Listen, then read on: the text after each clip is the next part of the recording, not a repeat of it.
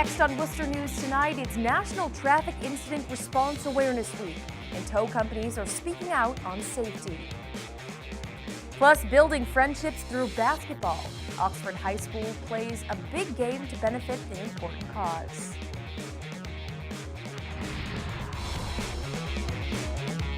Good evening and thanks for joining us. I'm Anna Botari. Tow truck companies across central Massachusetts are recognizing National Traffic Incident Response Awareness Week in an effort to save lives. The state's Department of Transportation says hundreds are severely injured or killed each year when responding to incidents on the side of the road. Tonight we're hearing from a central Massachusetts company who knows firsthand what it's like to lose one of their own. Our Cam Jandro joins us now live with more. Cam? Anna, the Sturbridge Service Center had been in business for more than 50 years without having any major accident of any kind. But 3 years ago, they experienced tragedy of their own, and it completely changed the way they go about doing their business now.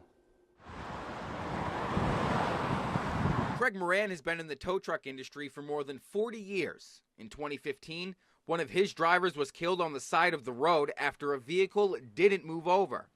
Everything we were supposed to have was in play. And a truck driver came down the road with a large straight truck, and unfortunately he got drifted into the breakdown lane. The owner of the Sturbridge Service Center is one of many nationwide advocating national traffic incident awareness.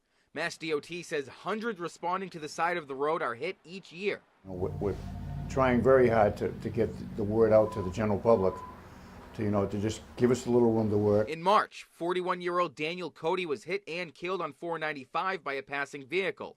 Jim Early is a central director for the statewide Towing Association.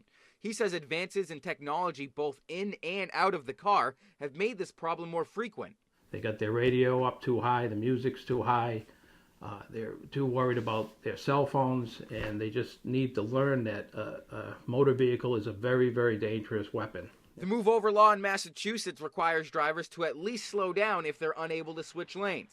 Early urges his drivers to be more aware of their surroundings when it starts getting dark earlier in the day. Especially lately this past week, all the rain we've been getting, the leaves, the rain, the darkness. Everybody's got to get adjusted to the days getting darker earlier. The Towing Association is hoping to mandate a minimum 20-mile-per-hour speed reduction for stretches of road with responding vehicles. After one tragic accident, Moran says the message he gives his drivers is simple. I don't care about the truck, I don't care about what's going on with the vehicles. We can get something new, just go home to your family at night. Right now, the maximum penalty for not moving over is a fine of $100. The association says they're hoping to make these consequences more severe in the near future. Anna? Thanks, Cam. If you're traveling this Thanksgiving, you're not alone. In fact, more than 54 million Americans are projected to travel this Thanksgiving, making it the most since 2005. According to AAA, Americans will travel 50 miles or more away from home. That's a more than 4% increase over last year. According to the company Intrix, it could cause delays 4 times longer than a normal trip. AAA Travel Senior Vice President Bill Sutherland explains the increase in travel. He says in a statement, consumers have a lot to be thankful for this holiday season. Higher wages, more disposable income, and rising levels of household wealth. This is translating into more travelers kicking off the holiday season with a Thanksgiving getaway. With the holiday season approaching, the Southborough Police Department is urging drivers not to get behind the wheel if they've been drinking. Friday, officers were called to the scene of this one-car rollover crash on Turnpike Road. According to police, the car left the road and struck 2 telephone poles before rolling over. The driver is being charged with OUI, negligent operation of motor vehicle, and marked lanes violation. She was transported to the hospital with non-life-threatening injuries. Police are asking everyone to drive sober or get a designated driver or utilize a ride-sharing app. Switching gears now, a big contest in Oxford tonight. The high school held its annual Best Buddies basketball game fundraiser. It's teachers versus students, members of the Best Buddies program. Best Buddies builds friendships between people with and without intellectual and developmental disabilities. The game is their biggest fundraiser of the year, and the money raised goes back to funding programs throughout the year. Group leaders say the group's goal is to make sure everyone feels involved at school and outside of school.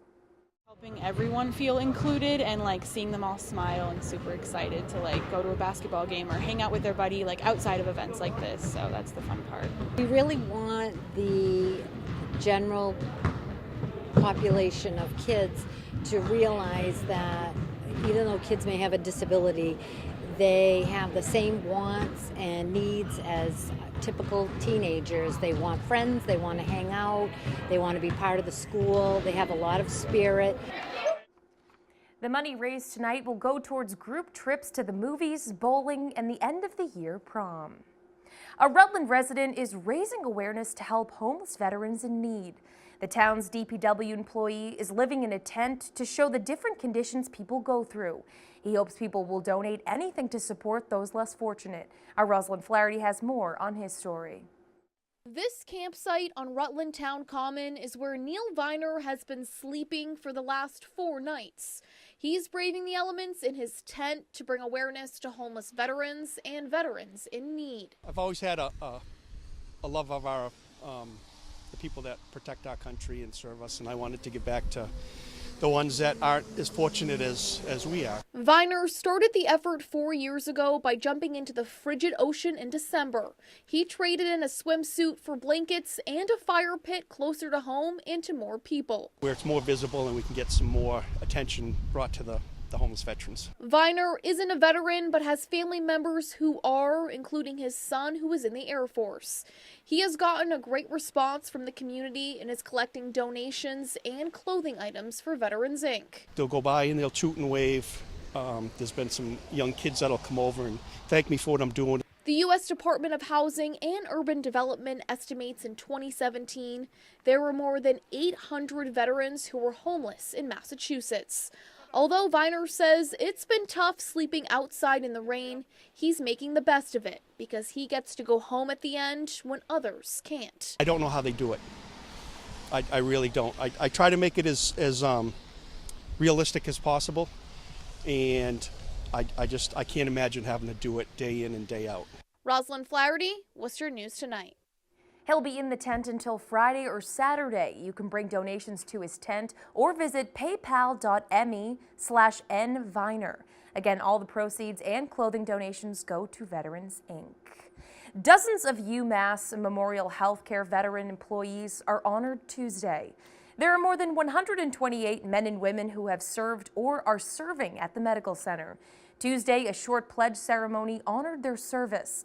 The hospital's president signed a statement of support, saying they'll do everything they can to support their career and work. Do everything we can to support their careers, their work here at UMass, and so that they can continue to contribute to their country as well as to our institution. It just demonstrates that the employer will work with the service member, particularly the Guard and Reserve members who have monthly drills to attend and need time off, who have annual training, who sometimes are mobilized and deployed. Veterans were also recognized with a 50% lunch discount. Streets in Worcester blocked off as part of the city is turned into a movie set. Liam Neeson is shooting his new film, Honest Thief, and businesses are excited with all the action. Our Chandler Walsh has the story. Downtown Worcester, transformed into a movie set, was an exciting sight for Nicole Jones. I saw a couple ambulances, cop cars, and a whole bunch of cameramen outside.